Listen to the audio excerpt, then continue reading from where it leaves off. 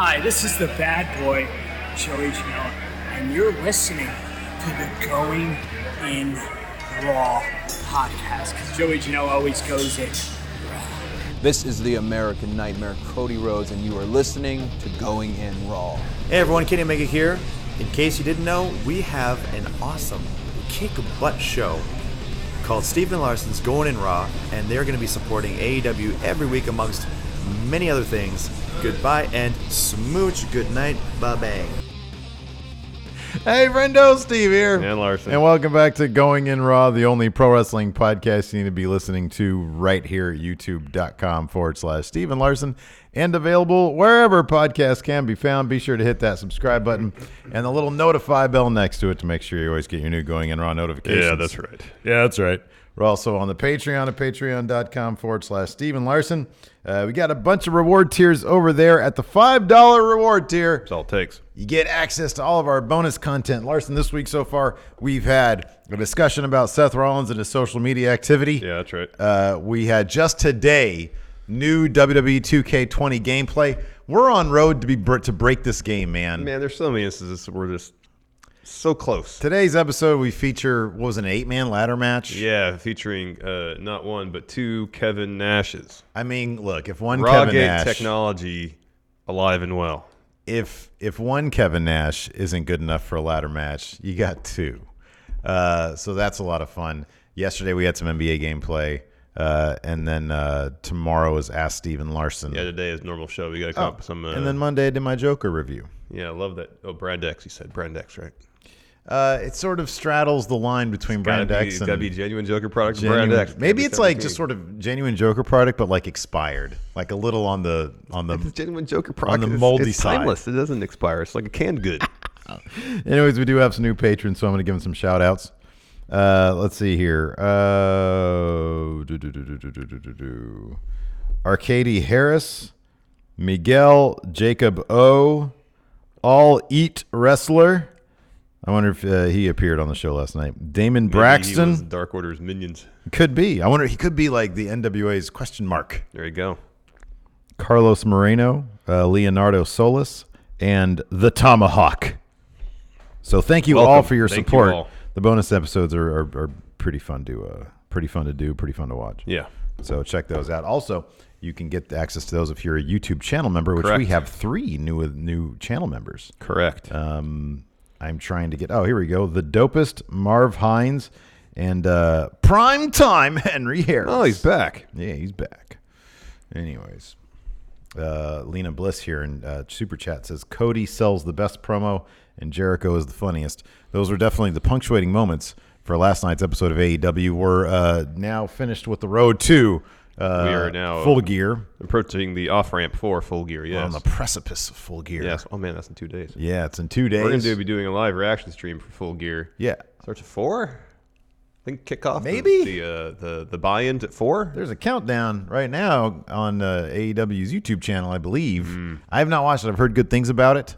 What do you think of AEW last night? Oh, tons of Dynamite? fun, man. As a go-home show. Tons of fun. Yeah, it's great stuff. Matches were all Really matches great were all stuff. good. There was that one, I don't know if it was a ref or Trent, the botch in the opening match. Mm-hmm. That was kind of glaring.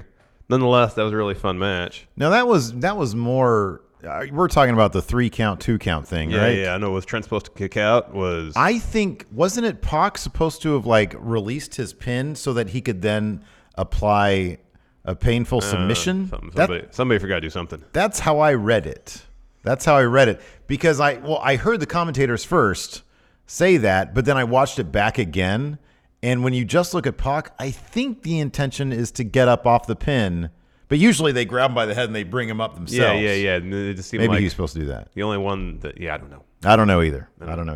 But beyond that, just Excellent program, fun, a stellar show. good job developing characters, I'm telling hyped. some stories. I'm hyped about freaking Full Gear. Full Gear man. is going to be the card is loaded. The card is super loaded. The potential is there for it to be pretty darn great. We're going to be doing predictions on that in a separate video at some point this weekend. Maybe it'll be up Saturday morning. I don't know. We'll find. I got to talk to you about that. I got an idea when I run by you. Nonetheless, fun show, but absolutely highlights were Cody's promo. Oh yeah, that was a career-defining promo Yeah. right there, as it says in the title of this episode. Well, the thumbnail says he goes off, and that's what he did. But in that right there, it says drops career-defining promo. Yeah, we covered all our bases. Exactly. And then that Jericho video package spoofing that was great. Cody's from a couple weeks back was hilarious. They got Virgil. Yeah, they did. And he had the line of the whole thing. The Olive Garden line? Yeah. And Hager just standing there. That was good stuff. Good stuff. And that old lady, that was good too. Yeah. Yeah. She's going to beat the shit out. She said a cuss word. She did. Well, I think you can say the S word these days on TNT anyways. Yeah, you can, but they bleeped that out. You know why? Because it's funnier. It's funnier. It's way funnier. Bleeping. If you ever watch the Chappelle show, unbeeped, it's not nearly as funny as when they beep it. Yeah, it's funny. That's the because for whatever reason that's the example that comes to mind because I've seen it both ways. Yeah. I think Comedy Central played it late at night or something. Oh, I think on the DVDs. The DVDs they're uncensored. Yeah. And then the huge brawl to close the show went from like basic show ending brawl for go home trope to like over the top to verging on parody. Yeah. And then it went so far in that direction, it legitimately got awesome. Yeah. It like spanned the whole spectrum. Yeah. It was incredible. I ran through a couple walls. It was great. It was incredible. A couple people are pointing out this great line from Sammy Guevara talking about Chris Jericho being the youngest AEW champion. Yeah, that was at good a too. young 47 years old or whatever he is. So that was good. Another thing that I sort of noticed this week that I think I had sort of subconsciously noticed before was, there's a trope in wrestling TV these days. Every once in a while, you cut to an audience shot, like a close-up of somebody in the crowd. And the one thing, just because we've talked about this either on this show or on our Who Won Wednesday show, when it comes to the ratings demographic between WWE programming in general and AEW skews a lot younger. And it's funny because visually speaking, they cut to shots of the crowd reacting. And I don't know if it's just naturally who's in the crowd or if they go out of their way to do this, but I noticed there was a lot of younger people when they do that in the crowd. And look, man, we're old. If they cut to a shot of me or Larson, that's cool. But right? Great. Cool. Yeah. But there is an extra vitality. To show, hey, look, there's some teenagers in the crowd. I don't know if this is the case for the show last night in Charlotte. They've been doing a smart thing after the first couple shows. A lot of the venues they're having shows at are on college campuses. Mm-hmm. Or at least one in Philly was. That was Temple. The one in Boston, I think, was. Yeah. Anyways, it seems to be a focus is that they're hitting up, modest, mid-sized arenas, 5,000-6,000 seat arenas on college campuses. Yeah. And doing that to try to attract, that 18 to, I guess they call it 1840 to 40 demo, which is a really broad one, but nonetheless, that's the one they're trying to get back into watching wrestling on television because that's the demo that has gone to YouTube and the streaming services to watch the entertainment. If you will look at the demos, at least according to the Wrestling Observer, for WWE product, it skews incredibly old, like 40 and up. Like older than us, yeah. Yeah, or us and older. Yeah. So we fit into WWE's target audience, evidently. But it's interesting because WWE seems to tailor their products so much towards families, yet according to the demographics, young people don't watch it. Yeah. Yeah. Well, it's something that you can drag the kids to, Yeah. Like our age, hey, let's drag the kids to the thing. Maybe although their ticket prices are ridiculous. So I mean, if you want a decent seat, it's going to cost you for a family of four $1,000. Yeah. Even for a house show. Well, I mean, it's not going to be that. It's not $250 a pop for If you want to sit on the floor, it almost is. Yeah, but the lower bowl you can get for $70. All right, sure. You can. No, you can, but still, that's $500 a night between tickets, I parking, taking my food. kids to the floor, man. That's rarefied air right there, man. Oh, I know. I wouldn't either, but people do. People do the, they do the $500 VIP elitist package. So, anyways, so that was also something I just sort of noticed, and I was like, man, it just feels a bit more, Well, I mentioned this to you last night. I don't know if you mentioned this, but because you texted me that same point. Yeah. And I said that AEW makes a point of capturing people while they're actually expressing whatever emotions they're expressing. Yeah. Whereas WWE has a tendency, I think they're a little better about it, but for far too long, they would cut to people in the crowd after they already reacted to something. Yeah, sometimes they're a bit slow on that. It's weird. Yeah. I don't know why they just don't do. I wonder if AEW does this. Is they have cameras going around, they see a good reaction. Yeah, I was thinking the same thing. Put it in the bank. They probably they need it. They just call it. They hit a button. Yeah. You might be right about that. That's smart if they did that. The Taskmaster, of course, working the TV angle right there. There you go. And I thought all the pre-produced stuff was really good.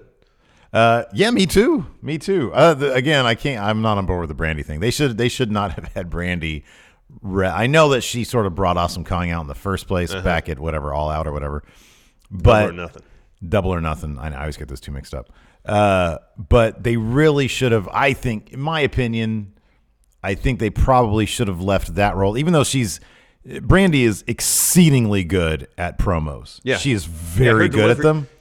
Her delivery is great. It's fantastic. It's just, I don't know. I see her as, Chief Brandy Officer. And maybe the problem, too, is there was no transition from... It just happened. Yeah. And if there was, weeks... I guess maybe this is their attempt to do a transition rather than just have her show up with Awesome Kong and start doing promos with her in the ring or whatever.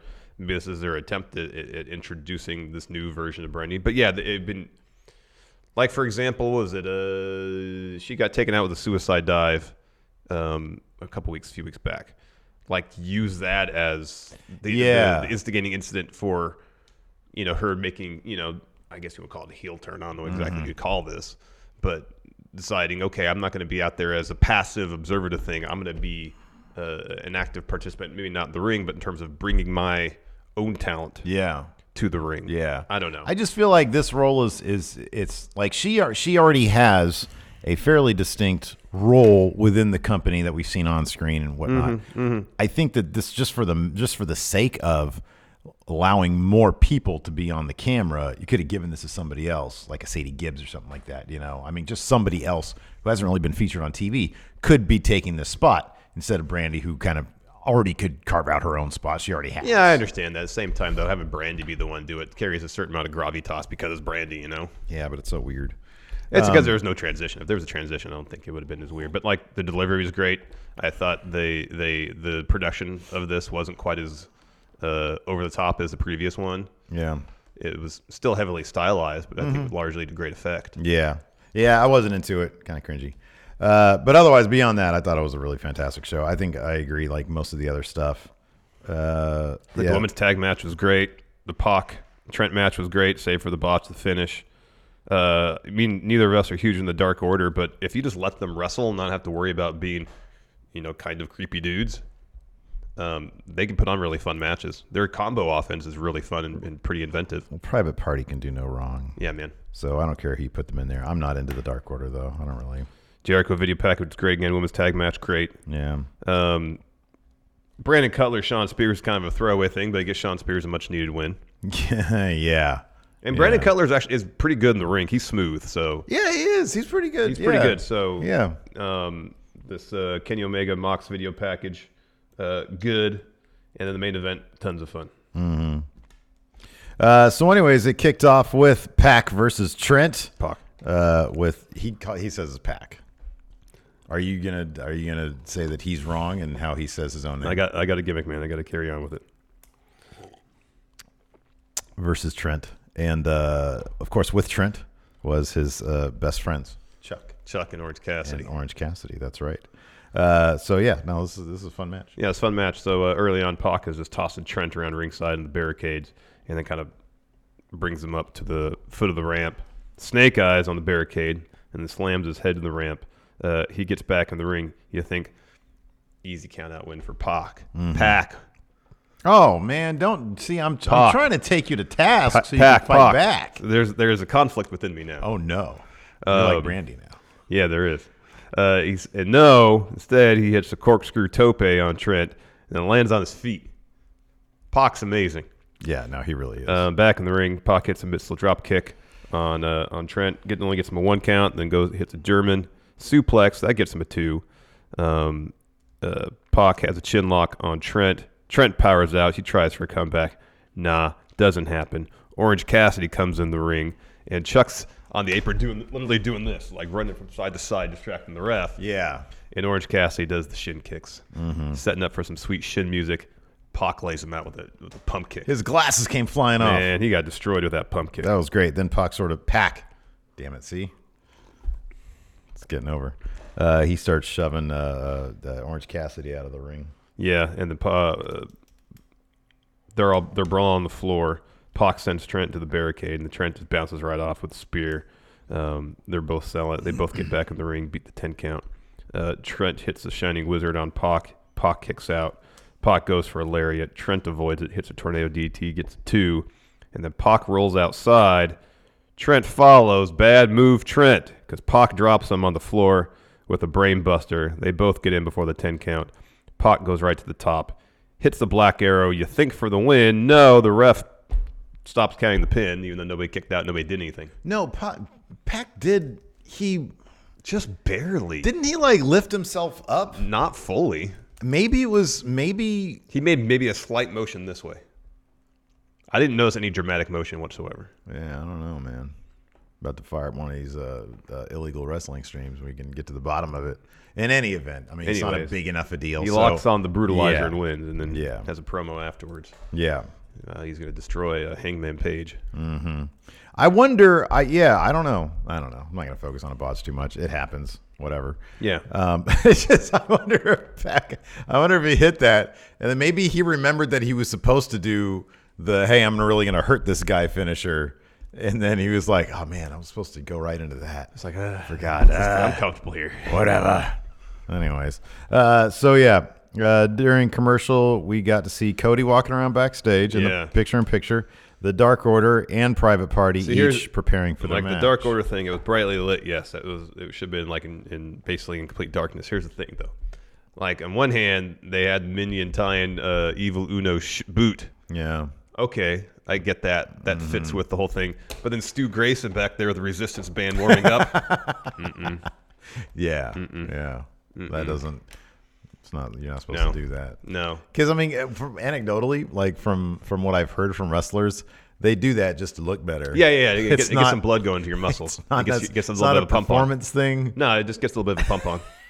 Right. Your veins pop a little more. Bit. Yeah. So I'm with you on that one. It's funny because I didn't even notice that, but that's hilarious. The band doing some shoulder lifts, trying to get the pump going in the hey, shoulders. you know what, man? That's just what they are. It's just what they are. They're normal dudes. Some wear gimp outfits. They're just a little on the. I feel like Evil Uno is a bit more invested in the gimmick than Stu is. Yeah. Like during his match last night, before the match started, Stu was checking to make sure all his fabric was where it's supposed to be around his waist. That's just who they are. You can't. You're like an evil dude. Don't concern yourself with the aesthetics of this tattered fabric you have tied around your waist. Demonstrated any actual? It's more of like a, you know what they are, man? They're a Walmart Fidelio. That's what they are. All right. They're into like the sex parties, but like a Walmart version, like cheapo version. Then you got to remember with that. They make that their gimmick. They just go to a squat house. Okay. You know. Okay. But you can't have squat houses on TNT. Squat house orgies. Well, you can infer. I'm inferring that. I'm getting that. They are inferring that. I'm more getting that. No, what you're doing is creating a whole new gimmick for them. I don't want to see anything engorged, man. We don't have to see that. I'm can just see a saying. Squat house with mystery, fill in the blanks. Like you passing through, you get little glimpses of things. I'm done criticizing because I want them to fit in the box that I want them to fit into. Who are we to say what they should be, Larson? I'm not trying to say. I'm agreeing with you. I think it's a great idea. I'm saying there's a way to present that on television, on cable television. This is cable, mind you. You can get away with a lot more cable than you can on network television. There's a way to photograph it to get a stronger sense that this is a low budget eyes wide shut thing. Is what it is, man. Rather than really have to make drastic leaps of logic like you're doing. No, man. There's a way to do it. It is what it is. Anyways, I really like during the commercial breaks, they continue showing stuff within the arena, whether backstage, the crowd, people milling about. It reminds you this show is a living, breathing thing. Yeah. There's stuff always going on in the arena, whether a match is happening or not, and I love it. Next, Cody interview. He comes down. Tony has a mic. I can read this whole thing because WrestleZone was nice enough to transcribe read it. The whole thing. You don't need to do that. It's not that long. You don't really need to read. No, that's actually very long. We don't need to read the whole thing. All right. He just brings up. He brings up wrestlers like his dad, like Eddie Graham, like Cowboy Bill Watts, guys that he says were the best bell to bell, brought in a ton of money, yet were criticized because as he puts it, they were management. Yeah. He's trying to say in a nice way, they were booking the territory. Yeah. And he said that he's had that own criticism lobbed his way, so that several times. He's saying, but what they've done AEW, he called it the Ellis Island of wrestling. This is freedom for professional wrestlers being here. And the crowd is eating it up. Has anybody had a more extreme transformation in the span of about, 18 months, 2 years, than Cody from being the most hated man maybe in all of wrestling to maybe being one of the most over?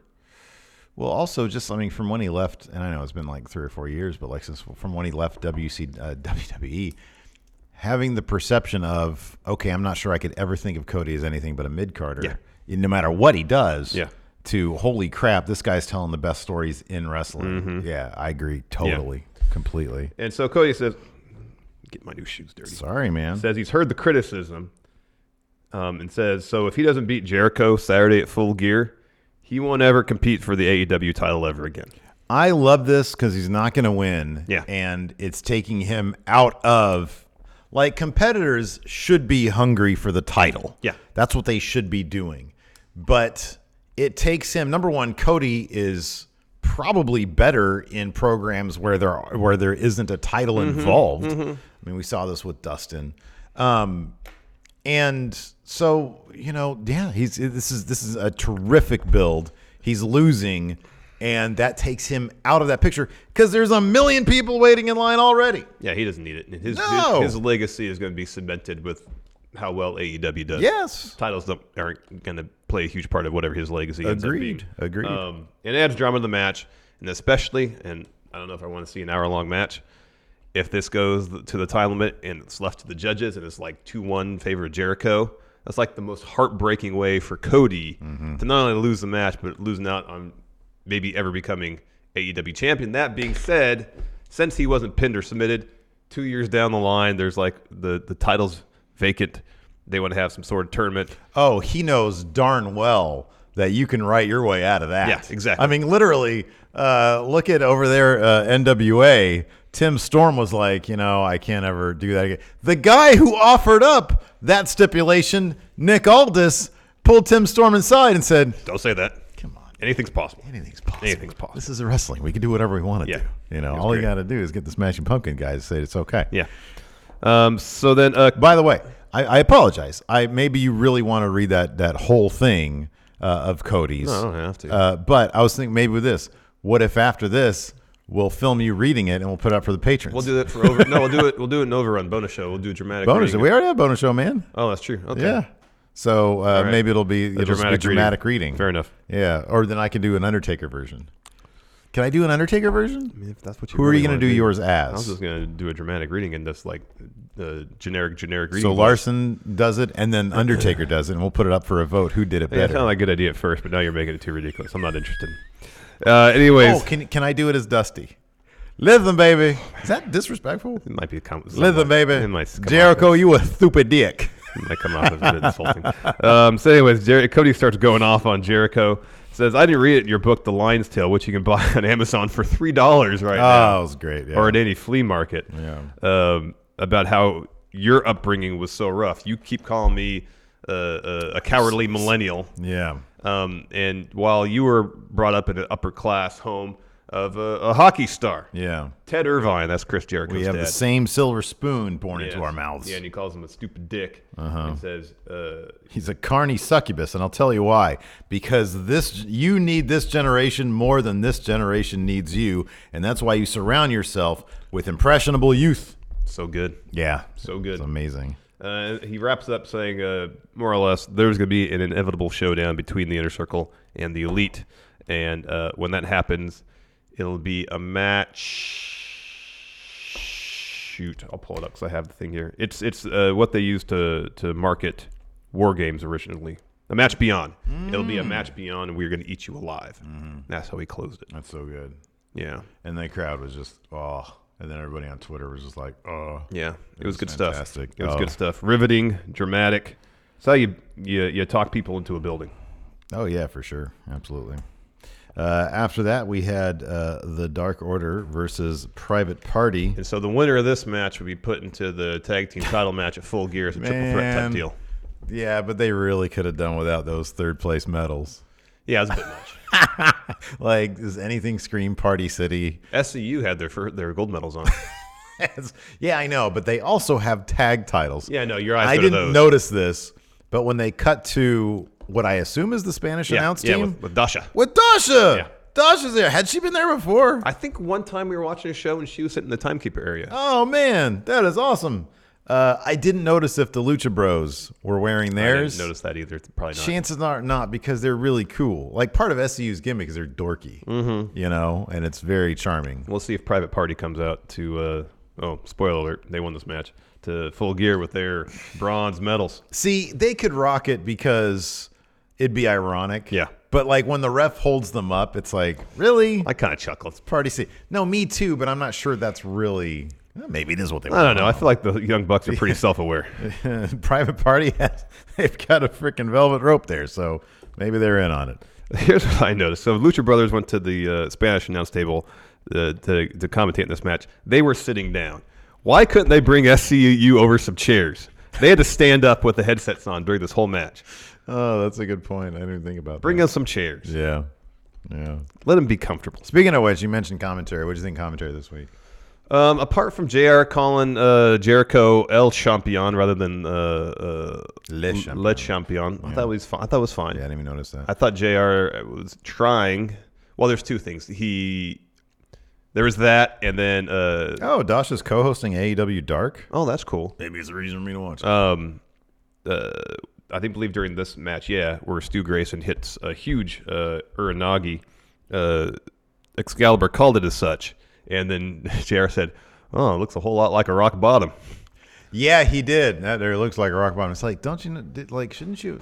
Didn't they? Wasn't it an Uranagi before? It was the rock bottom. Yeah, That looked like a rock bottom. Looked a whole lot like a rock bottom. And Excalibur's like, "Yeah, it's kind of the same thing."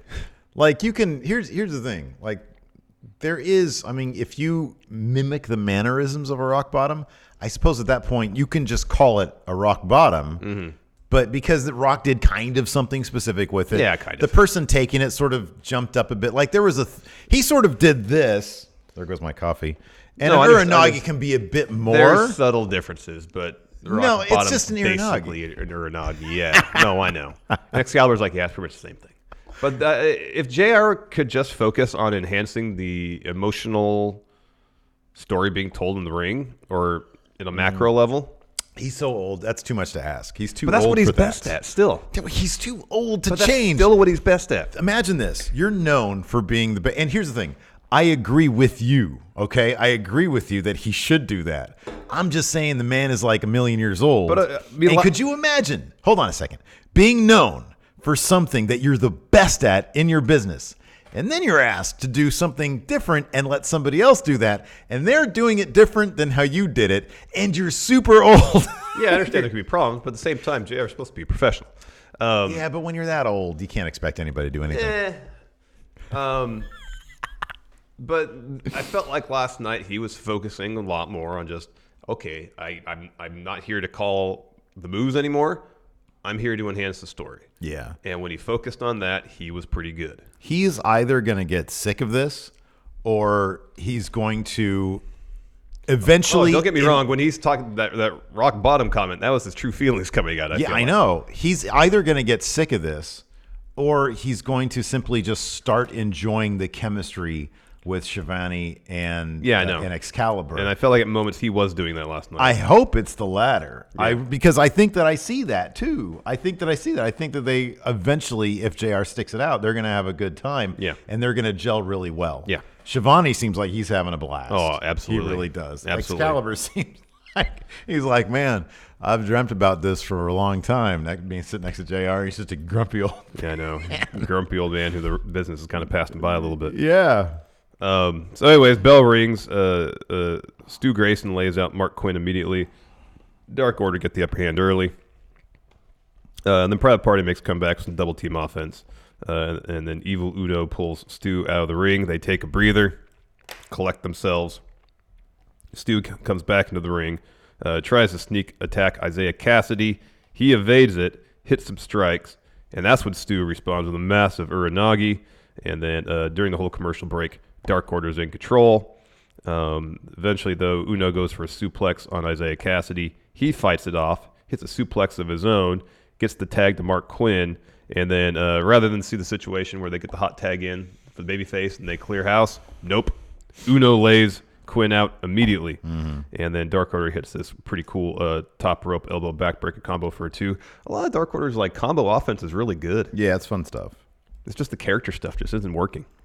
Dark Order goes for their finish. Mark Quinn escapes, drop kicks each Dark Order guy out of the ring, hits a moonsault to Uno, follows with a tope that takes out both Uno and Stu. The Private Party goes for a double clothesline. Stu Grayson does like the Matrix thing. Bounces back up. Good stuff. Hits double Pele kick on him. Uno is in, hits a neck breaker on Cassidy. Mark Quinn comes in to break up the pin. And then Dark Order hit a cool Cannonball 450 combo. They were doing it simultaneously on both members of Private Party. That was really neat. Gets him a 2 count, though. Stu tosses Mark Quinn to Uno for a powerbomb instead. Quinn reverses it into a Hurricane Rana, sending Stu and Uno bonking heads together. Finish saw Dark Order go for their finish. Quinn pushes Stu off the top.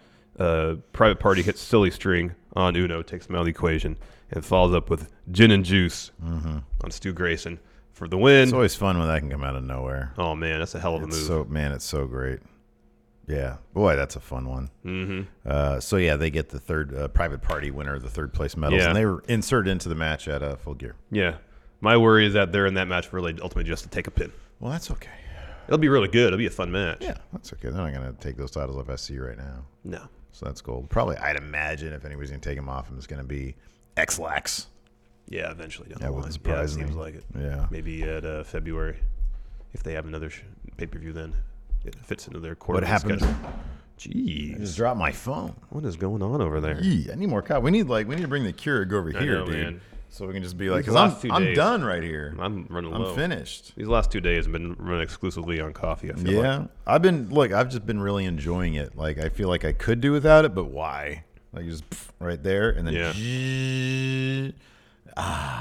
Refreshing. And then we have to bring the fridge out here to get all of it. the half and half out. can we just podcast from our little kitchen area No, over there? it doesn't smell very good over there. That's a good point. Next, Jericho video package. Kind of use this as a vehicle to talk some crap about Cody indirectly because they was making fun of his video package a couple weeks back. This was great. There's Sammy speaking highly of Jericho, saying, yes, the youngest AEW champion of all time. He's at his peak right now. Yeah. At the young age, 48. Yeah. They got Virgil. Yeah. And he talked a little bit about what was the line, the breadsticks line? I forget. Oh, that was great. He says, Jericho's power is like Olive Garden breadsticks. Unlimited. That's right. That was so good. That was really good. I'm trying to think of other Like the bits. opening shot was great because you have Jericho sitting there at a table and he's in profile. And Sammy walks up and goes, I got 2 balls of bubbly for you. One's low calorie and the other one's such and such. And the audio kind of goes out like Jericho's like being really in his own introspective. thoughts, yeah. And he just says, yeah, that's fine. Gets up and walks away. And the whole he idea- kisses him on the head, too. It was really sweet. And you think you're going to get this tender moment. And it's framed the way Cody's was a couple weeks ago when he's sitting there and it's in profile and then Brandy walks up and then he does the same thing. Yeah. And so, it's the same idea, but the whole gist of this is that I've got one thing to worry. Cody has all sorts of stuff to worry about.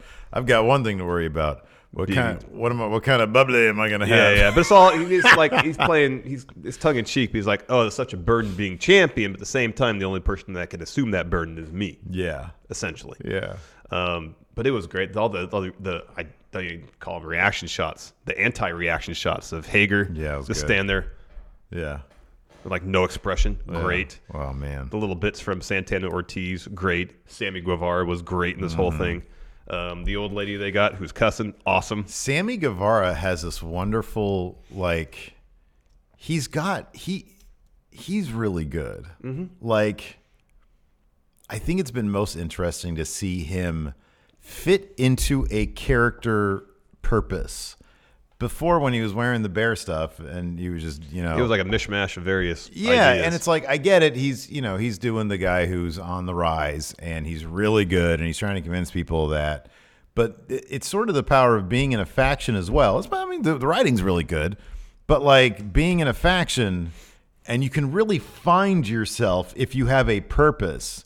And I feel like Sammy Guevara is really coming alive in terms of finding himself, because this stuff was really funny. Yeah. It was really really funny. Really good. He's in there talking about the various bubblies. I know. And it's just he's just playing it so straight. Yeah. It's awesome. Oh, the whole time everybody was playing it just completely straight. Yeah. It was really good. Sammy Guevara is really good stuff. Yeah. Whole thing's fantastic. Jericho says after he wins, the only thing he's going to be worried about is getting some of that bubbly. The bubbly. It was fantastic. There's a discussion in our live chat right now about people who are millennials, because Cody mentioned the millennial thing. That's an interesting generational topic, the whole what ages can you be? Because Wayne here says, I think Kelly mentioned that she's, I think it's a she, is 31 and a millennial. Wayne said he's 38 and a millennial. Yeah, I think we're considered on the cusp of being millennials. We're at the tail end of Gen X, but we're not. No, I mean, if you look at the definition, I think we are 79. I think is the earliest year you could consider it. All right. So yeah, I mean we're a year or two away, but still. Yeah, the idea is that you're essentially coming of age as an adult during the millennia.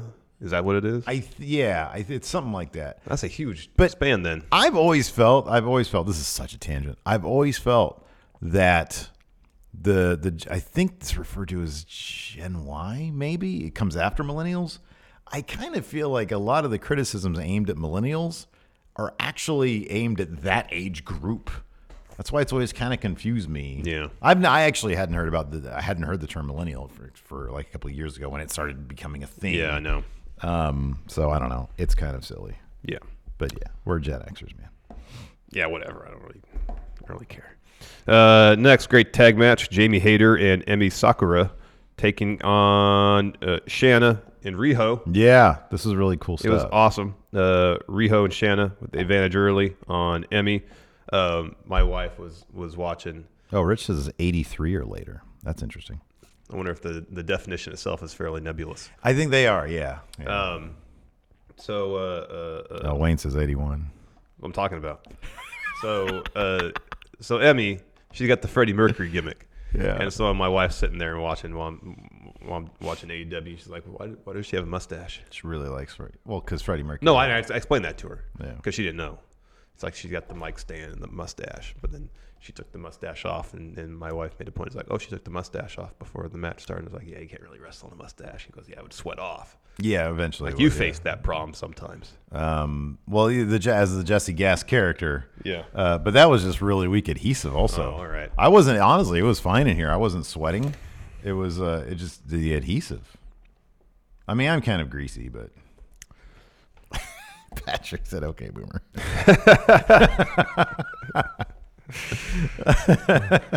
Oh, so did Matt. Oh, that's funny. Okay, so the face team, Riho and Shanna, has the advantage early. Riho's going for a Northern Lights suplex. Emi blocks it, and I love this. You don't see this kind of offense enough. She just takes her nails and scratches Riho's lower back. That was great. Riho tries to make a comeback, tries to hit a 619. Emi blocks it, hits a backbreaker, goes to tag in Jamie Hayter. And then Hayter just starts throwing Riho around the ring with some suplexes. Got a commercial break during which Emi is doing like a rotating surfboard thing on Riho. It's awesome. People are pointing out that Gen Z followed the millennials, not Gen Y. Gen Y is millennials. Sorry. So what's the next generation? They going to start the alphabet all over again? Oh, I think we're deep into Gen Z. I don't think they're going to. Well, that's a good point. I don't know. They're going to go to numbers? I don't know. Like, what was that one cheesy E3 presentation? Born Mobile? Oh, yeah. Was that what it was? Yeah, maybe. Mobile generation. Generation mobile. Oh, it's the worst. I don't get it's labels, whatever. Kelly says, Steve, yes, I'm a she. I don't know. So Jamie Hayter's back in. She puts Riho in the camel clutch. Man, I love when Jamie Hayter gives people wet willies. It's a terrifically underrated piece of offense. It's so great. Yeah, that's like the worst. And then laughing about it. It's fantastic. I don't know I actually don't know what I'd if I was bullied, if I would prefer to get a wedgie or a wet willy. I hate the wet willy. Oh, that's fleeting. I'd rather that of all. You'd rather the wet willy than the a wedgie, yeah. The wedgie. There's no pain involved in wet willy. It's just moderately annoying for a couple seconds till the moisture dries out, and that's it. See, I prefer the pain in the anus over the like the popping. when you get somebody's and you have to smell their spit. That's the worst. How can you smell someone spit through your ear?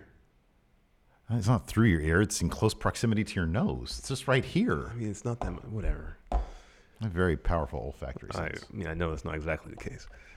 I think the worst of them all, was it called the purple nurple? That's the worst. You think getting pinched on your nipple is like well, the it's worst? not just if it's a pinch and a twist. That's the worst. Oh, man. I don't know. Fidelio. No, man. I got one of those in middle school that left me bruised. Oh, Hence the purple aspect of it. I'm sorry, buddy. I was little. I had glasses and I had braces when I was in middle school. I was an easy target. I know. I think that my sister still sees you as a little baby boy sometimes too. I'm grown a bit since then. She always says it's like whenever I see him, I always just think of him and DJ running around that gym class. Yeah. Yep. And I'm like, he's a big boy now. Anyways, getting back to the match. Where was it? My sister that gave you that purple nurple? No. Okay. No. That's good. I don't know if I remember the name of the person who did that. Oh, no. And if I did, I wouldn't say it. We should dox him. Nah. Water on the bridge, man. We're back from commercial. Jamie Hayter is still in control until Riho hits her with some head scissors. Riho goes for the tag, but Emmy runs around. Intercepts. Riho fends her off with some double stomps, tags in Shanna. She drops Hayter with a flying elbow. Hayter regains control for a bit with backbreaker, tags in Emmy. She tries to get the crowd into it, doing the "We Will Rock You" chant. Doesn't really work. Instead, she hits a fun splash in the quarter. Goes for a Vader bomb. Shanna gets her knees up. She goes for the tag. Then Hayter runs around, pulls Riho off the apron. There's just really good tag team work going on this whole match. Yeah, for sure. Fantastic. And then Shanna eventually sends Emmy ringside with a Hurricane Rana. Falls with a crossbody off the top rope to both Emmy and Jamie Hayter. Shanna goes for a suplex or a brain buster. Emmy reverses it. And then the heels have the upper hand. Emmy hits a backbreaker, then a Vader bomb, goes for the pin. Riho breaks that up with a coup de grace, and then seemingly within the span of a second half, hits that and is back in her own corner because Shanna gets the hot tag. But in the end, Emmy, after a series of roll-up pin attempts, pins Riho with a crucifix pin. The story about this, even though they kind of rushing the story because Emmy was just named Riho's opponent for Full Gear, I think, a couple days ago, is Emmy was one of Riho's students. It's one of her trainers. And the idea, I like the idea that it just took, it wasn't necessarily strength, quickness that got Emmy the win. It was, she is the teacher. She won with brains. Yeah. So now Riho, of course, she'll retain it, Full Gear. She'll have to overcome that and show the master. It's like the Darth Vader, Obi-Wan situation. I'm the master now. Yeah. Or in like the earlier movie, also the Darth Vader, but at the time he was Skywalker versus, because it's the lava stuff. And then he cut off his arms and burned them. Yeah, no, that didn't really work out well. Oh. I know, I was watching that again today. Someone put Really? Someone had a little video up about like the scene between Luke and Darth Vader after take the helmet off takes place like at the same time, you know, like in terms of where it is in the movie as that part where Interesting. where he gets his limbs chopped off and gets set on fire. I hate you.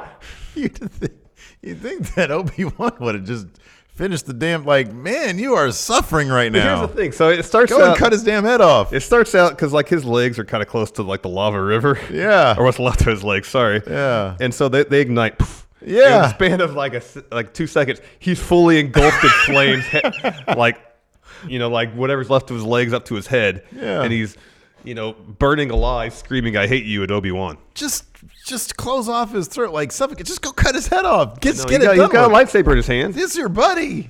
He's your Yeah, I like know. little brother, I know. basically. And if he had done that, no Darth Vader would ever Like, here's happen. the thing, like, having, you know, like, you always think of, like, I have, like, some teenage stepkids, right? Yeah. But I met them, well, you know, when I started dating Lacey, they were, like, what, 5, 6 years old. I always think of them as those little babies, you know? Like, how are you going to have this? He was, like, a little kid when you met him, and now you're burning him alive and, like, cutting off his limbs. Jimmy Thomas says, Larson, I once got a wedgie so hard it tore my underwear in half. That almost happened to me. We had to run the mile that day. Wow. You were just a regular Larry David back in Yeah, it middle really school, was. huh? And Rogelio says, Wow. Larson protecting his bully more than hypothetical killer Steve. Well, Right? You're not snitching out your bully, but you're gonna snitch me out. Killed What somebody. if I kill your bully? No, I'd still do it. Really? You would snitch me out for that? Because you killed somebody in cold blood. Well, no, it's vengeance. I avenge thee. I harbor no ill will anymore. That was 20-some years ago, 30 years ago. but I don't also, care. Yeah. It didn't scar me. But I'm doing this for you, and I don't you're going want to turn you to. me in? Yeah, you're assuming that you... I present it to you as a gift, and you're like, oh, I got to turn you in. What? Yeah, you're you going to kill end? somebody. You're effectively ending my life? Yeah, you shouldn't kill somebody. I didn't ask you to do that. You're like the worst person I know. Well, don't kill somebody. You won't come to that. How about that? Kill you, man. That's the only way they'll prevent me from turning you in then. Yes. Murder. Because I can turn you in, and guess what I can do? I can make a podcast about the whole thing. Yeah, I know. I feel like that's just, I don't know. I'm going to tell you that you put me up to it. Yeah, he's admitted on air that he got a wedgie so bad and he had to run the mile that day. Da-da-da-da-da-da, da-da-da-da. It's like, PE teacher, we got to run the mile today. Really? My butthole is bleeding. I'm like X-Pac in that. Well, it wasn't quite that. What you did in that to my indie asshole? show. You tell it, Beach, I ripped my asshole. Oh man, Wong is conducting a poll here. 1 for wedgie, 2 for wet willies. Quinn Vesely, Snake Larson strikes back. Right? In racing, Larson isn't a good friend, lol. Patrick Sparks said Steve offers dead bodies like cats offer dead mice. Exactly.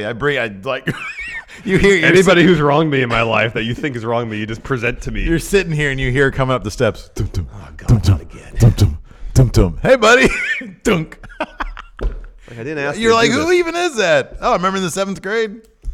Like, I didn't want you to do that. But Blood's on my hands now because you did that. Nah, you're good. Let's go to Taco Bell. After that, we had the Brandy Rhodes video package. So she was basically just saying that she's the brains and Awesome Kong is the brawn. I'm not really sure. Can you explain to me, who is this directed at? I'm not sure exactly. She said, but it was more or less, you have this coming. That was the general idea she was presenting it with. Yeah.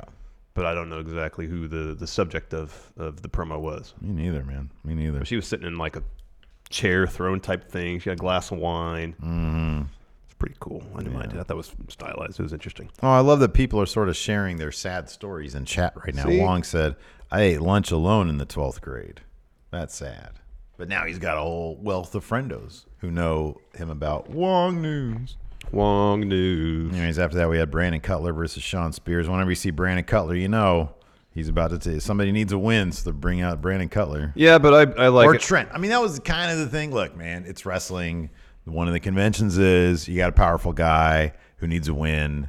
You wheel out somebody who's probably he's good at eating the loss. Yeah. Happened earlier with Pac and Trent. But the thing about these is that with Brandon Cutler and with Trent, you're going to get a relatively competitive match. And here's the thing with Brandon Cutler, you really want that dude to win. Like, there isn't anybody more relatable than that guy. I know. He's great. I know. And at some point, he is going to get that win. Mm-hmm. He's going to have a huge upset at some point. It's going to happen, or at least it should. So Spears knocks Cutler off the apron, starts tossing around the barricade a bunch, rams his knee into Cutler's head. Cutler doesn't have any hair. He got his barricade. Yeah, he's got a friend. Yeah, Spears hits him with a huge chop. That one chop, man, that echoed throughout the whole building. That was a massive chop. Cutler starts to make a comeback with some kicks, goes off the top. Sean Spears gets out of the way, hits with a pump kick, and then Death Valley Driver for the win. It's a pretty short match, but it had a decent bit of back and forth in the middle.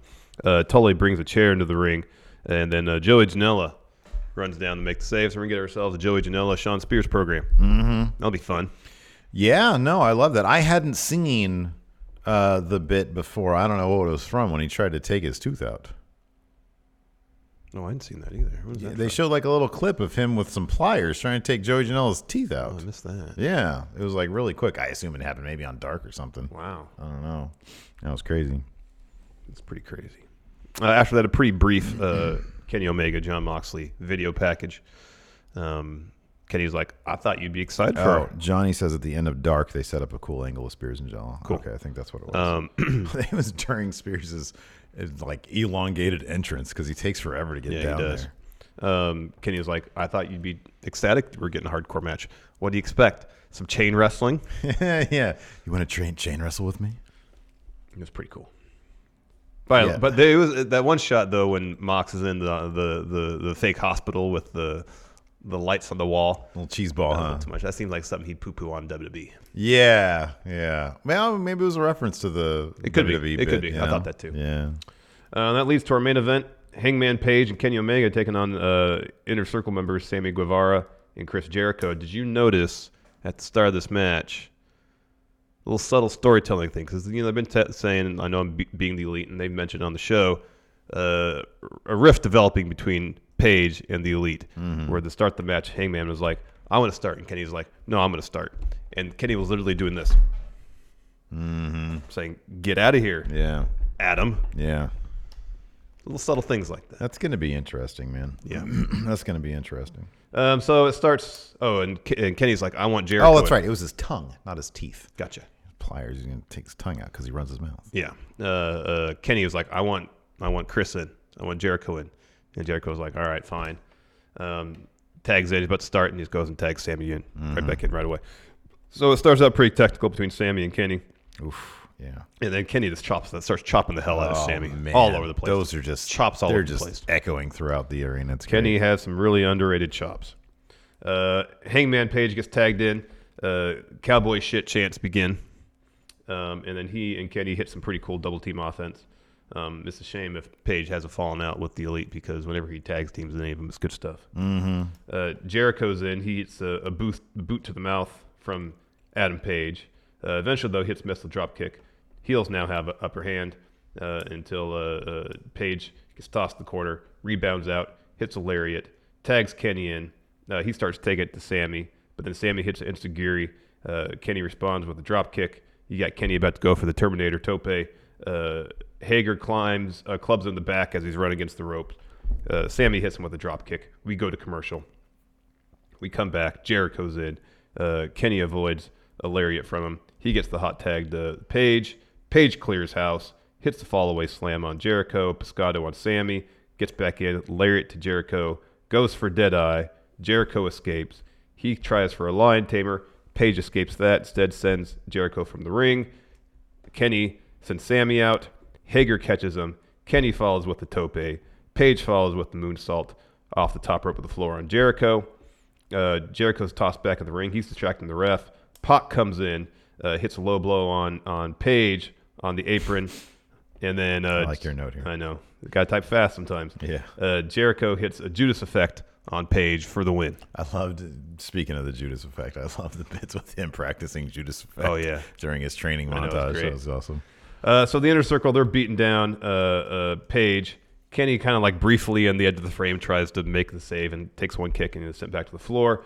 Cody runs out. He clears the ring. Jericho and Hager flee up the ramp. Then MJF comes down with a chair, destroys Hager with it. Jericho kind of slowly turns around. MJF brings him to the ring, tosses him in. Cody hits Jericho with the crossroads. Cody grabs the title, raises it up. Oh, damn. Cut to Mox walking through the crowd. He with wants purpose. a little piece. Yeah. He's got a barbed wire bat Got with his him. bat. So Kenny hops back in the ring with Cody. Right as Mox is already in the ring. Jericho attacks Cody, takes him out. He and Jericho brawl up the ramp towards the stage I while like at that MJF point. battles Hager. So like when Jericho attacks Cody, Kenny sort of looks back and he's like, should I help that right now? And he starts to get out of the ring and you think, oh, he's going to go help Cody. No, he just goes to get his barbed wire broom. He gets his barbed wire broom. So he has his broom. Mox has his bat. There's a stare down. People want to see this. Instead, Santana and Ortiz are in the ring and start beating them both up. Young Bucks in to make the save. Super kick party on Santana and Ortiz, followed by suicide dive. Everybody is brawling up the ramp. So everybody's on the stage brawling. Santana and Ortiz go for the double team powerbomb on Nick, the same thing they did to Rock and Roll Express. Ricky Morton. Yeah. Omega breaks it up with a V-trigger out of nowhere, and then Mox lays out Ortiz. And then, like, for a minute, it's like Kenny and They were Mox working together. realize we work together. Oh, wait, we want to fight. And so they start fighting. Yeah, that was And they go brawling through the tunnel. Yeah. And then while this is happening, Nick is climbing up to the top of the opposite tunnel and then hits like a somersault senton off that on the Inner Circle, lays them all out. And then security and refs come in and they're separated. So the Elite's on the stage. Inner Circle's on the floor. They're talking trash back and forth. Eventually, the Young Bucks charge. All-out brawl between everybody else to close the show. Yeah. It was great stuff. Like I mentioned at the top, it went from your typical wrestling brawl, almost being a parody of it, how they got everybody involved, to it circling back around to being really awesome. Yeah. And legit and a really actually fun way to sell Full Gear. Yeah, no, absolutely. It was terrific. Felt like an old school WCW go home. Yeah. They don't really do that anymore in WWE. Nope. Let's see We're here. going to do some questions. Yes. All right. Lena Bliss, Cody sells the best promo and Jericho the funniest. You got. I think you mentioned that at the head of the show. Pete Santiago, you guys think the mics were too low on Dynamite. Sometimes on promo stuff, they got to work on their audio levels a little bit sometimes. little That's bit. still a problem with NXT, though, too. Yeah. Cody Miles, what happens first? JR gelling with Tony and Excalibur, or he transitions to backstage completely? I'm going to be optimistic and say that no, he's going to transition to backstage before. Sorry, someone asked us to do that. To do what? Flatten I don't think they realize that this poster, the Suzuki, because I saw that Suzuki poster has a square of clarity in the middle, and the rest of it is so it could it's also like frosted. Yeah, I mean, it was on one hand, it was a little on the wrinkled side, Yeah. but there's also that there to make it look like fix it's that now too. Juan Gotti says, "Can you flatten out that Suzuki poster? It's really bothering me. Here's some money." Oh, Jimmy Thomas says Wedgie is the worst. He sort of DKC returns says, "Here's some money towards flattening out the Suzuki poster for labor costs. Everyone wants that Suzuki poster. I at least tucked it in behind the logo and tried to flatten it. There's something here too that won't flatten out Underneath like a it, thumbtack or something." This set is far more. So you guys might not know, the set is not an actual brick wall behind us. It's just a piece of cloth. It's a piece of cloth, basically. Yeah. So like it's a very precarious set. Oh yes, definitely. Kelly88, no question, but I'm 33. Is that millennial lull? I think it technically is. Yeah, I think so. Yeah, we established that today. Guion says, Thursday at work, I'm sick. Thanks for the content. Hope you feel better. I feel like I'm finally kicking whatever cold bug was bugging me for a couple days. Oh, man. Guion has another one. Going to try to organize this now. Friendo meetup for AEW in Jacksonville, January 1st. If interested, message me. Yeah, as the show grows closer, Guion, hit us up on Twitter. Yeah. We'll retweet it and see if we can get a good crowd of friendos out there for Dynamite in Jacksonville. Let's see here. Wolfpack for life. What's something in kayfabe that has never made sense about wrestling? For example, why doesn't the belt change on a DQ? It does in New Japan, I believe. Yeah. No, I'm not a fan. I'm not a fan. If somebody just decides to, if a champion comes in and they decide to just take a count out loss, I hate that. That's so annoying. I hate whenever WWE does that. It's so irritating. Yeah, I think WWE is like the only company that does it. If both people brawl on the outside and they're so locked in their fever, violence, whatever, and they end up getting counted out, so be it. I'm fine with that. Yeah. No title changes hands. I'm fine with that. I think that's actually a story convention that they use from time to time, and I'm fine with that. Yeah. But Agreed on that one. I can't stand the idea that somebody could just like bolt, not wrestle, and they're fine. I mean, I'm wondering if that's a situation where Vince thinks that's like a huge heat magnet for that individual, you know? Yeah. Charles Hubbard, when with the Elite and the Inner Circle currently feuding, who do you see forming the next big faction in AEW? I don't know that there's going to be one for a while. But if somebody did, I see him more as a loner. Hangman's more of a loner type. Yeah, he should be. Yeah. If he were to split from the Elite. Yeah. So I don't know. Maybe you'd get the Inner Elite Wolfpack. I'm sorry, the Inner Circle Wolfpack and the Inner Circle Hollywood. There you go. Or Jericho. Yeah. Who would lead a Inner Circle Wolfpack? Sammy Guevara. Yeah, there you go. Yeah. There you go. There you go. Let's see here. Adrian C. Is there a ref problem in AEW, or are the wrestlers being asked to try and kick out at the absolute very last millisecond? That has happened. Maybe it's I've noticed that most in the Joshi wrestling because there was a couple times when there was, that was like a 3.5 count, and then they just almost get to 3. It is split second. Mm-hmm. It is split second. I wonder if maybe something like that happened. Oh, I don't know. With the Pac match. I don't know. I just don't know. But yeah, they do wait till the very last moment. Sometimes it feels like they sort of mess up. Yeah. Let's see here. Albert Areola. Haven't seen anything new on Wardlow. So my question to you guys would be, how'd you book his debut? He would Dan be Matha. Calabac. Dan Matha. Dan Matha situation. Build him up really big. Comes in, gets squashed against like Marco Stunt wearing a dinosaur mask. Something like that. Guion, it's not. Or he'd be Brandon Cutler's first win. There you go. Guion, it's not movie podcast day, but who should play Guy Gardner, Green Lantern? What actor is enough of a wiener to play him? Boy, my head isn't there right now, but Jonah Hill. All right. I'm going to say Jonah Hill. Guy Gardner was the dude with the bowl cut, right? Yeah. And you'd probably have to take some dramatic liberties with that because that's like too over the top. Yeah. Yeah. Or like a Seth Rogen maybe. Because I mean it's honestly just sort of an everyman sort of, not an everyman. He had like an oversized ego, but he was kind of a chump. So I don't know who can play somebody with an oversized ego, but also kind of a chump. Danny McBride. Yes, oh my God, that's so the answer. That is perfect. That's like his whole thing. That's his entire thing, and he does it so well. Yeah. Wong Choco, I don't know if you thought of this, but there are some channels that have spreadsheets where local fans can organize and meet up. I would love to meet some DC friendos. Good idea. Yeah, man. We've been looking into that. We'll look into that. Yeah, that's a good idea. Let's see here. Until somebody uses the spreadsheet for murder. Well, then maybe we're having a friendo meetup in this back alley. Those have to be turned in then. Yeah, right. Let's see. Hey man, here. I'm a good law-abiding citizen, man. Julio says Cody's promo was great. He pretty much told us he's winning the title, right? No, he told us the opposite. He told us he's definitely losing the title. Totally losing that title. I'd be really shocked. Me too. If he won that match. Yeah. It always cracks me up, like when people do that to themselves. It's one thing for Nick Aldis to say, "Hey Tim Storm, you want this match? You need to put." I love that about Nick Aldis. Sort of on the, you need to put something up too. Something's got to be on the line for you. You want this title shot? You put up something. I love that. I know. He's done it twice now. When people put that up themselves, I want to fight you so bad, I'm going to offer this up. It's like you didn't have to do that. Yeah, I know.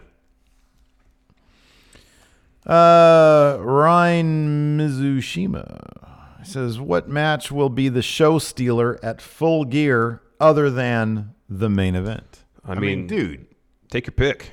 Right? There's no dark, because they're all going to be fantastic. You got Kenny Mox, of course. You got the Pac Hangman, the Young Bucks, and XLAX. Dude, Riho and Emmy is going to be awesome. Just a little bit we got last night. I know. That's going to be incredible. I know. It feel like it's going to be top to bottom awesome matches. Mm-hmm. The Mayor Pete, Private Party or Street Profits, who would you rather party with?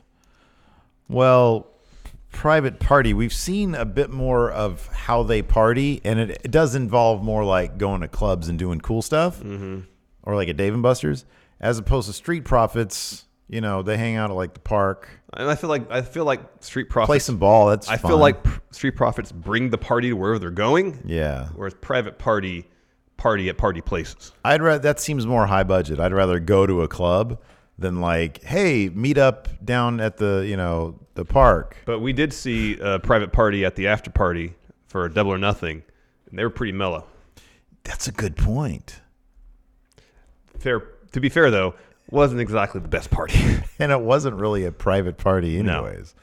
It was like there was like a private VIP section that everybody was into. So. That was kind of bunk, man. It was like, wait, I paid extra for this. Yeah. I thought this was going to be like a private party. Private party. It really wasn't. Project CMR asks, I think it's a wrestling thing. Yeah, you expect. First AEW main eventer to transition to a tag team. Cody. When he loses at Full Gear. He and Dustin. That's a possibility, yeah. Yeah, that makes sense. Let's see here. Ben Whiteman. Is it just me, or do you guys just wait for Orange Cassidy to show up every week? It's funny because Ben says that, and then over here, let's see here. The Mayor Pete says, I think Orange Cassidy's gimmick is getting stale at this week. It's stale at this point. It's the same thing every week. I know we're supposed to suspend our disbelief, but the character's pretty dumb. That's Orange Cassidy for you. It's building up until you have the first proper match. You're either in it or you're not, Lady Fortune says, although the question is, if Cody really does lose, how long will that promise to not challenge last until it happens again? It's got to be at least a couple of years, yeah. Yeah. Yeah, it's got to be a while. And the situation has to be right. It can't be, He could. I mean, look, they could maybe try to kayfabe him out of his job position, out of being EVP. They could do that. Mm-hmm. And then it's like, oh, well, I'm not a. You have to give up your job in order to challenge for the title. Yeah. And then he'd have to win the title. Yeah, at that point he would have to. Yeah. Mm-hmm. Sonny Chan, what would be your strategy for breaking up the brawl at the end of the show? Just bodies. Get as many bodies. Yeah, I guess so. Just let it peter out. Oh, yeah, no, exactly. You know what? Fire extinguisher. There you go. That's good. Or hose. Fire extinguisher's good because it's cold. It's cold, yeah. Puts out fires. Let's see here. James Fletcher, what factor do you think would make people stop watching WWE and start watching AEW instead? So the millions of people, the 2 million people that watch WWE, they all stop and flock to AEW.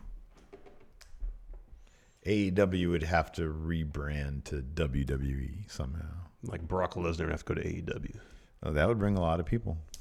CM Punk would bring a lot of people. Yeah, Waymaker, is Steve getting corporate Adidas money these days? He's not wearing independent wrestling merch of late.